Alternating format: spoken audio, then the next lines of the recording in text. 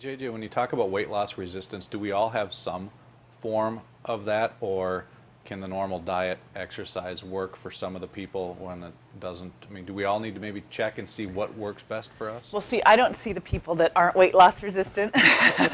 They can just read my book. It's like there are those people that you get to work with, and they come more to my group programs, and then you feel like a hero because they're like, I lost this weight, I kept it off, and everything's great. But they're not. They're becoming more and more rare, both because of what we're doing to flip on the poor gene expression due to poor diet, poor lifestyle, stress, and because of all this metabolic damage.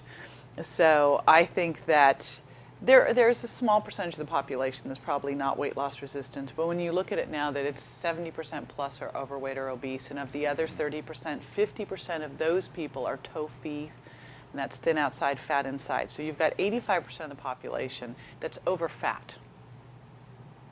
Now, if it were easy for them to not be that way, wouldn't they choose that? I mean, are people really going to choose being over fat?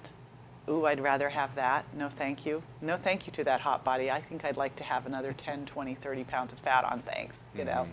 It'll keep me warm. So I think that there's a little bit of this in most people, but for a good 30 to 50% of the population, I think there's a lot of it. And that's why they try programs and they don't work. But again, it could be as simple as they're not following the right diet and exercise plan for their genotype, and they're not addressing eating behavior traits that'll just take them out if they don't, right? How early is it to find out where we fit and if we are in fact weight loss resistant? I mean, the earlier the better, like with most things, I would imagine. Well, I mean, if you think of optimizing health, the longer you do it, the better off you are. The problem is, when do we start really worrying about that? It's like when I started thinking about wrinkles. It wasn't 20 when I was lying out in the sun, on those foil blankets with baby oil. It's like 40, you're going, oh man, right? So we start to all think about this 40s, 50s, when the pain becomes, more obvious. Yep. Really, when should you do it? From the time you were born. Your body's a history book that goes back generations. Both with genes and with epigenetic expression. So the longer the better. I mean, the cool thing is we can reverse a lot of this, we can repair a lot of this, but the less damage you do, the better, right?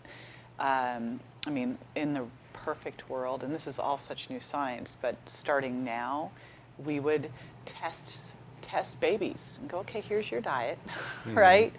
And every year people would get an adrenal test and an organic acids test and a fatty acid test, amino acid test. They get this whole functional profile, like taking their car to the shop for a tune-up. And you tweak and customize your supplements perfectly to your genes and to your environment.